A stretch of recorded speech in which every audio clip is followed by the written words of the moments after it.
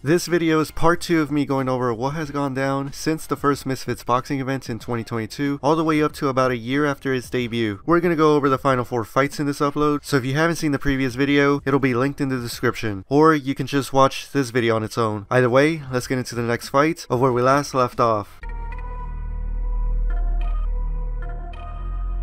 King Kenny vs FaZe Sensei will go all 4 rounds, and it will come down to the judges, where they ended up giving Kenny the majority decision victory. This result was controversial as many thought that Sensei should have been the winner here, but even with a lot of people thinking that, the decision stood its ground, and Kenny now had his first victory officially under his belt. After the fight, while some would think that there was some bad beef between the two there, that will be laid to rest as FaZe Sensei uploaded a video talking about the fight with King Kenny in it as well, and showed that the two were cool with each other. Later on, they had even pulled a small prank on the commentator Wade where they were acting as if they had some actual beef between them. Get him out. He's really gonna step to me, bro? Get him out. We're not doing this. Get him out. Get him out. Get him out. Get him out. Get him out. Come on. Out. Easy.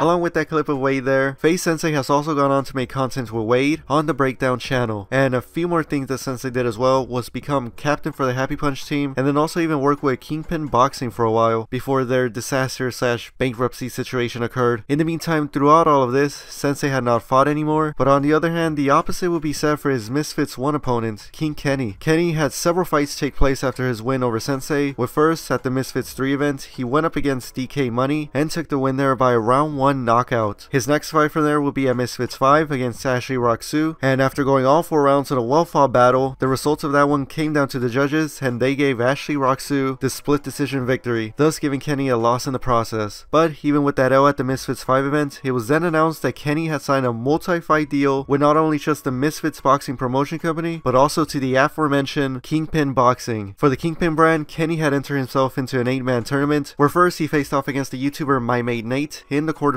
and triumphantly got a victory there via round 2 TKO. From there, his next opponent will be the incredibly popular Brazilian YouTuber Whindersson Nunes, and their semifinal main event fight would see Kenny dominate the match against Whindersson and get the unanimous decision victory against him. The Kingpin finals was then now set, and Kenny would now prepare to take on a Nissan Gibb in the last match of the tournament. Only, it turned out that Kingpin Boxing's finances weren't set straight, and now it's looking like this final match is not going to take place anytime soon, if at all, on the Kingpin brand. So with that promotion company going into the gutters, many had wondered what was next for King Kenny, and well, it was Misfits of course, and he was coming back with a bang to take on Anthony Taylor on the huge stage of the Prime card. But when fight night came around, Kenny couldn't keep up with AT's performance, and thus then received another loss on his record, this time by unanimous decision to Anthony Taylor. And that's where we end off with one of the more consistent fighters in the scene, King Kenny. Now, going back to the Misfits 1 event, we then went on to a fight that many members of the community were looking forward to.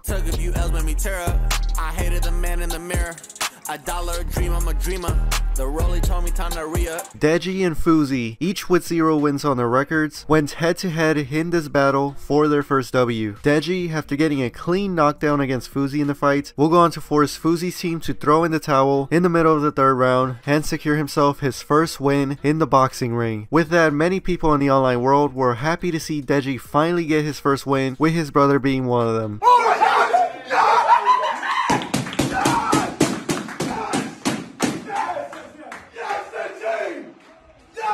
Deji, with this win, now had a whole array of fighters to go up against, but his next opponent will be someone that nobody was expecting. Deji's next fight will be up against the one and only Floyd Mayweather Jr. This surprise of a matchup will be an exhibition fight, and with not being a surprise to many people, saw Floyd toy with Deji throughout the match and then have him stop him in the midst of the 6th round. Deji, with that exhibition loss, wouldn't come back to boxing until about 6 months later, when he went on to take on the new and improved Swarms. And in this one, Deji did show up in performance in the Misfits ring once again, as he will go on to defeat the Madman in a unanimous decision victory. Deji then, about a couple months later after the win, for some reason decided to drop a diss track against the defeated rapper, and I guess in a way end their feud there. Hold up, wait. Swarms got smacked in the face. Said he's gonna knock me out, that's cap. You better know your place. Been putting in training days. Trust myself, I can never lose faith. You better go play some Fortnite, put up a wall and defend your base. Initially, for the year of 2023, Deji had aimed to have 4 fights in the year, but only had the one against Swarms. For the following months, theories and speculation will come out as to who would be next for Deji, like Bryce Hall or even Winderson, and then when they would possibly be taking place. Although it seemed that Deji would have been perfect for the Prime card in October, that did not end up happening, and now it's just a matter of waiting to see what is set to be next for him. But going back to his initial fights and opponents at the inaugural Misfits event, Fousey, the two rekindled their old friendship, then hugged it out in a video of his. How are you? I'm good. I'm excited to see you, man. I'm excited to see you. Now, take that sweet moment of Fousey there and hold it tight, because from that point on, things got crazy for the YouTuber turned boxer and now turned kick streamer. But before we get into that whole thing, it'll be important to know some of the things that Fousey caught himself doing right after the loss against Deji. First, right after the fight, it will be revealed that Fousey had to spend a good chunk of his Misfits paycheck towards getting himself fixed up after the fight. And around that time, he went back to making videos for Happy Punch, specifically for their YouTube channel, but this didn't last long, as he then revealed that he was basically depressed after the whole event was said and done. He had even revealed during an H3 podcast episode that on that night, he felt that something died within him there, but there was also something new abrewed. What the fight represented, it wasn't Yusuf fighting. It was Fousey, the ego. He got his ass beat. Fousey died that day. And there was so much that happened after the fight. There was a lot of drama with Happy Punch. Girlfriend left me, got kicked out of my house because the guy sold the unit. It was just thing after thing after thing. But most of all, I lost my sense of self and confidence. So for the first time in 33 years, I had to figure out who Yusuf was. So Fousey wasn't in the best state of mind after his loss. As said, he had felt depressed and had even stated that he was officially retiring from YouTube boxing. He went back into not being in as good of a shape as he was before, but with that he decided to turn things around, got back in shape, and had even launched an app/program called Fit by Fousey. With that, he was getting into the rhythm of things and had completely stayed out of the drama sphere for the time being, but then he decided to go into a new venture in having himself stream his life 24 hours a day, 7 days a week, non-stop. At first, everything was just chill on his Twitch streams and nothing too much was out of the ordinary. He began receiving a bunch of subs on his streams, mostly from one user, but either way it shot him up into being one of the most subscribed people on the platform. As the days and weeks passed by and more people started to come in and see what he was doing, Fousey would begin to become more and more open as a personality and start getting clipped up on several platforms like TikTok, thus bringing his streams even more attention and viewers, with things starting to get crazier and crazier by the day. And then the infamous airport incident happened on one of his streams, where basically viewers believed that he had taken advantage of a woman that may not have been all there at the moment, where Fousey went on to claim that they had done it with each other, to which he immediately backtracked on after his chat called him out on it. Drama Alert reported on the situation and Keemstar was pissed, which led to him and Fousey having a public spat with each other. At that point, Fousey had already left Happy Punch and would reveal that the reasoning for that was because he wasn't happy in it anymore, and that he would even now be starting up his own promotion company called G7 Promotions. I was watching the video I did for Happy Punch and I was showing them how unfucking happy I was doing it, man.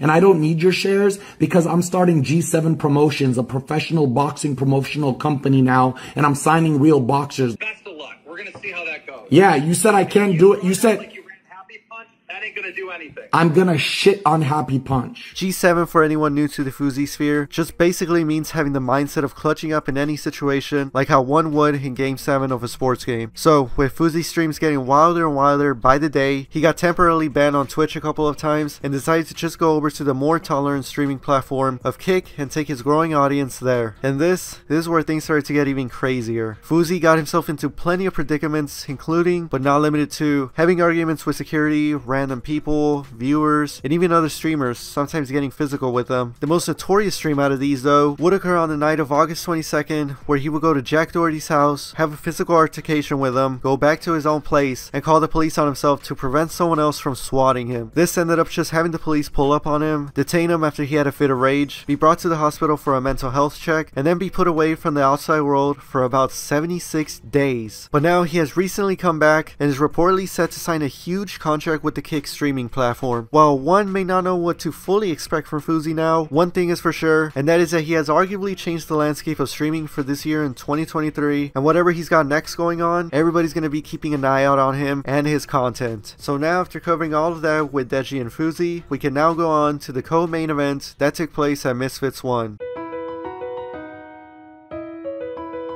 FaZe Temper would take on the last minute Blueface replacement Slim at Misfits 1, and plenty of people assumed that it was going to be an easy walkthrough for the FaZe member, but to everyone's surprise on that night, near the end of the second round, Slim would come out with a good set of hits against Temper and knock him out to the point where the referee made the full 8 count and had to call off the fight there, giving Slim the round 2 knockout win. Slim would bask in his victory on Twitter, and Temper would accept the result of the loss and congratulate Slim on his widely talked about win. But with that acceptance in his loss, a bit of it would be backtracked as Temper would upload a video on the following day titled "My Reaction to My Fight Against Slim," wherein he explains some of the distractions that took away his focus on that night, such as his FaZe companion Sensei taking a controversial loss earlier that night, but still gave props to Slim and his winning performance in that match. So, with Temper accepting the loss there, it was now time for him to get that redemption on his next fight, which would be at Misfits 3 in November, taking on the gamer slash social media content creator Overflow. This matchup would end in a great result for Temper, as in the very first round, he would get off only 1 punch against his opponent Overt and get himself the round 1 knockout victory, thus redeeming himself in a very favorable way. After that fight, Temper was then set to compete in the following pay-per-view event in Misfits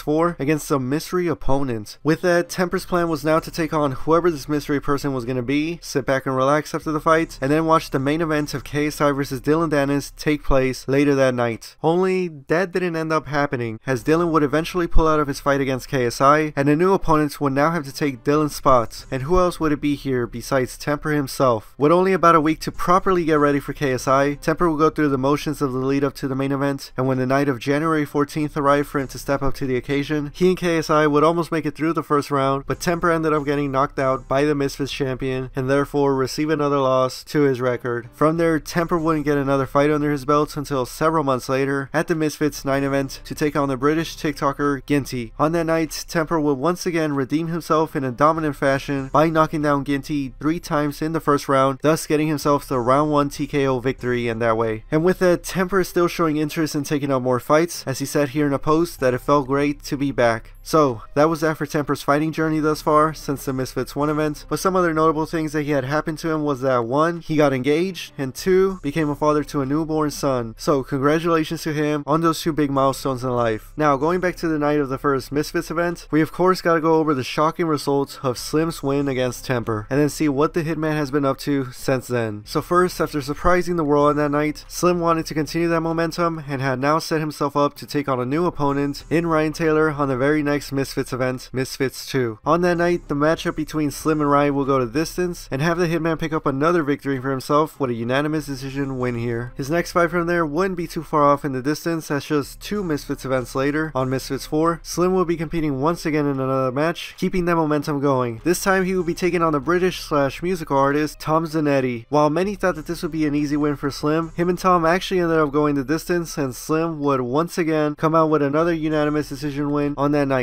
So, with Slim now having had 3 boxing matches within a 5-month period, it was safe to say that he needed somewhat of a break from all the fighting, and that's exactly what he did. He took on various commentating roles with the upcoming Misfits events, and just stood on the sidelines, giving his expertise while talking over the fights taking place in front of him. But every time that Slim would be in front of a camera or a microphone, you could always tell that he was itching to get back in the ring against someone. At that point, it was not just a matter of who he was going to face, but also when. And when would be hinted at around August of 2023, as talks came out saying that Slim was apparently declining to fight Saw Poppy due to the pay not being good enough for Slim. And with this news coming out as the Prime card was looming, KSI and the whole Misfits community would have a laugh at Slim and criticize him and calling him greedy and letting a huge opportunity go away just like that. Slim wouldn't back down from his requests, and for the time being, it seemed like he was going to be out of the Prime card and just be sitting back with a whole community mocking him for it now. And Saw Poppy, he would now, via rumors and leaks, seem to be taking on the rapper Blueface on the Prime card. But Blueface ended up getting stabbed and then had to call off the fight against Saw Poppy. So now, with Saw being opponentless for the October card, many had wondered who his next opponent would be, if any. But in the background, there was only one man that was now set to take that place. One man that has already replaced Blueface at the last minute, just a year prior at Misfits 1. Now, 9 events later, Slim will come around full circle and be replacing Blueface once again to try and shock the world one more time. On the Misfits 9 event, Slim would reveal himself to be Saw Poppy's next opponent for the Prime card, and and they finally got the deal done right there in the ring. So now, with the contract signed, Slim gained back the respect of everybody in the community, and it was now time for him to show up in his biggest fight yet. October 14th came around, and while it seemed like he was losing in the beginning of the match for the first 3 rounds, round 4 began and he got a good hit against Salt, which was then followed by several more throughout the round, including one that severely knocked down the Filipino fighter. Moments later, Slim would unleash several more shots against Salt, to the point where the referee had to call off the fight and give Slim the round 4 TKO victory. This win not only solidified Slim as one of the best in the crossover boxing scene, but it also extended his undefeated record now to 7-0, making that the best record that is currently going on right now in the scene, not including Tommy Fury's. So with that, there aren't really that many people out there that want to take on a Hitman. One fighter did try to confront him though after his win against Salt, and that was the former FaZe member Jarvis. But to that, Slim didn't want to give him any attention and just shoot him out of the ring. Slim, with the crossover boxing world in the palm of his hands right now, would wonder who his next opponent could be, and he didn't have to wait long for an answer, as on an episode of Impulsive, Logan Paul will reveal his desire on potentially taking up a fight against the Hitman. What's the size difference between you and Slim? I'm heavier than him. Yeah, Probably 30 pounds. Yeah, he fights at 170, 175. If he went up a little and you went down a little, I would. would you fight? Yeah, would you fight him? I would. Slim would of course see this and jump right on the opportunity, as he has gone on to express that he is very open on taking up a fight against Logan. And now, it's just a matter of waiting to see what happens between the two of them there. For now, Slim will just continue to get ready for his next fight, wherever it is, and try to continue that undefeated streak. And along with that, he has also started up a new promotion company / page called Hitman Promotions that aims to be the future of boxing and entertainment, and having posts be made around the boxing and crossover scene, and also signing fighters. And now, with that co-main event from the night of Misfits 1 being covered, it's now time to go over the main event, where we saw KSI take on his second opponent of the night, the Mexican pro boxer Luis Pineda. This is a madness. This is a madness. I'm kicking the door off the hinge. KSI versus Luis Pineda would end up going to the third and final round, to the dismay of many people, as Pineda was seen to have not been comfortable enough to fully take on KSI. The two went to the third round, and KSI finished off Pineda in it to get the round 3 TKO victory against the pro boxer. With a defeated Pineda exiting the building and now being mocked by a lot of the community, one had to wonder if he would return to the boxing ring in a triumphant manner, and it didn't seem like so, as he then went on to have 2 more professional fights soon after, but will lose each of them by way of TKO. Then January 2023 came around, and the Misfits 4 event that took place in that month would see one of the fights being the fighter B-Dave having to go up against a mystery opponent. And we're already talking about him, so you already know who's about to pop up, but at the time of the event, no one knew for sure who was about to walk out of that stage to take on B-Dave. And when the Undertaker's entrance theme started to play, it got everybody's attention for sure, and the switch into the Mexican music and the bright graphics popping up on the screen then went on to reveal that Pineda had now made his Misfits boxing return, to the joy of everybody in the arena that had missed him. Pineda will go on to have the fight with B-Dave and have a strong showing against them, as all 3 rounds took place, and Pineda ended up coming out with the unanimous decision victory. B-Dave would show his respect to Pineda on that night, and many had thought that that was the end between the two of them there. But on the following Misfits event, the innovative company would announce that for the first time ever, they were going to have a tag team boxing match, with one team being Ice Poseidon and Anthony Vargas, called Degeneration Ice, taking on the team of the foes turned friends, Luis Pineda and B-Dave, together called Los Pineda Coladas. On that night at Misfits 5, the team of Pineda and B-Dave will come away with a victory, as in the second round of the fight, B-Dave will show up big against Ice and give the ref no other choice but to call off the fight and give the Los Pineda Coladas team the round 2 victory by TKO. So with Pineda coming off of another victory now, he was eager to get in the ring once again, and he would show that at the Misfits 7 pay-per-view event, when after Swarms had finished up his fight against Deji, the lights would turn off and Pineda will be revealed to be in the ring, and then have that followed by him calling out Swarms, presumably because he liked the idea of him and Swarms, both being KSI's Misfits 1 opponents, going at it in a fight against each other. Swarms ended up responding later on to Pineda's call out and said that he was down to have a match against them, but we haven't gotten anything more between the two of them. Pineda though would return to the ring once again later on, but it was via another tag team match with him and B-Dave. This time around they were going to be on the big stage of the Prime card, taking on the team of Alex Wasabi and Nick Lamau. That match ended up going all 4 rounds, and while all 4 fighters did pretty well against each other, the end result of that fight would end up being a draw for the teams. And while a lot of people could see why this match ended up being a draw, the 2 parties that took part in the fight did not think so, as Alex Wasabi sent in an appeal to the PBA to see if the result could be changed, and then it was seen that Pineda's team of Los Pineda Coladas, they would also be sending in an appeal. But unfortunately for both teams, each of their appeals got rejected, and the match has been officially finalized and confirmed as a draw. And for Pineda, that's where we now end off with him here. Now, it's time to get to the final fighter, the founder of Misfits Boxing himself, himself, KSI. So KSI ends up defeating Pineda at Misfits 1, making that his second win of the night. Immediately after the match, in the post-fight interview, KSI will reveal some of the names that he was looking to fight next. Bro, I saw the fights. Slim looks good. I want a piece of that. Austin versus Gibb. I want the winner of that. Andrew Tate. I want a piece of that. Tommy Fury.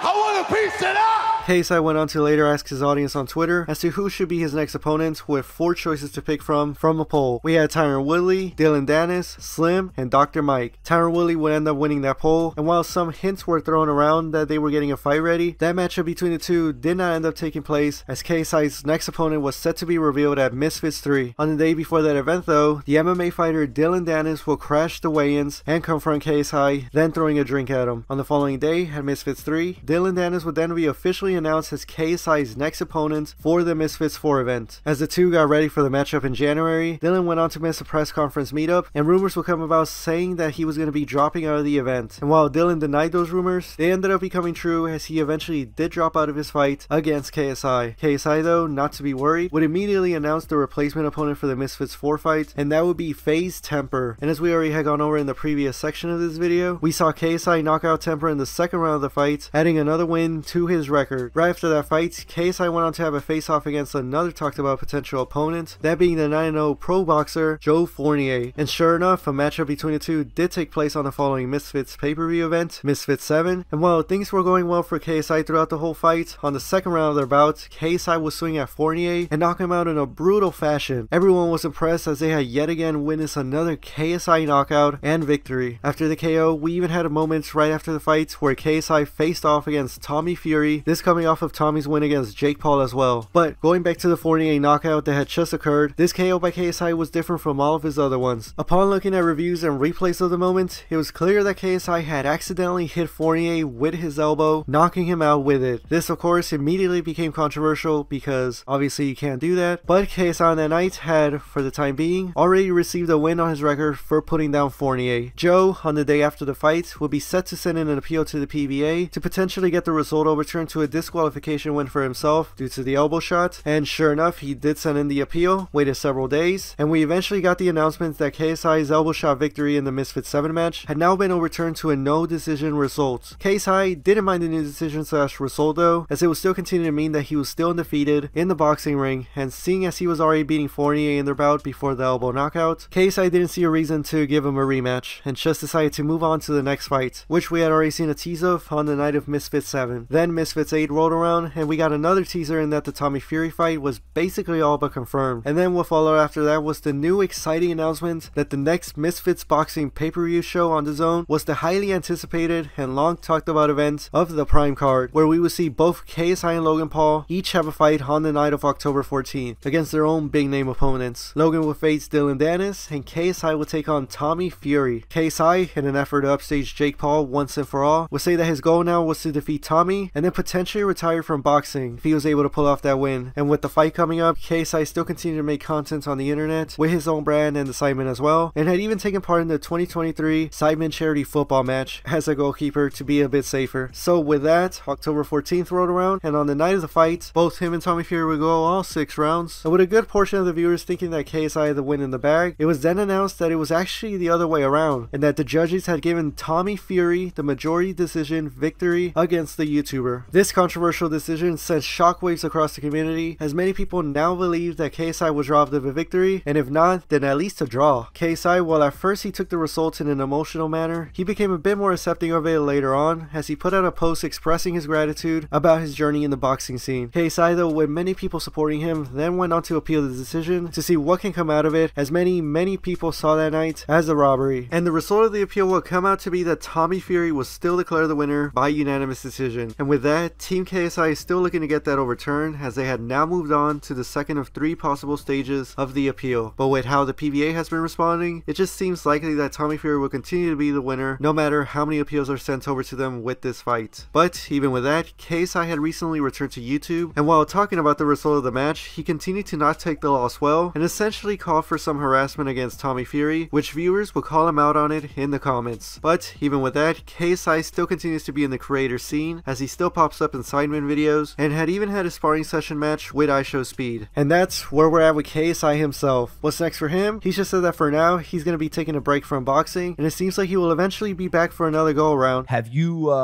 reached any personal clarity or taken any positive things from this, essentially what is like a humbling in a way in your life? No. Damn. I'm still the motherfucking king.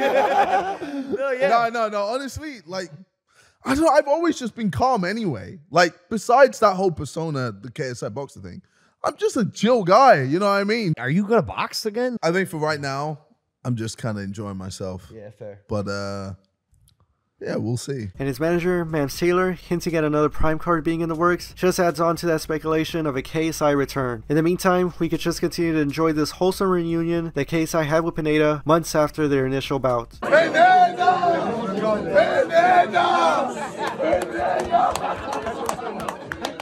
congratulations. Thank you. Vamos! Vamos! Vamos!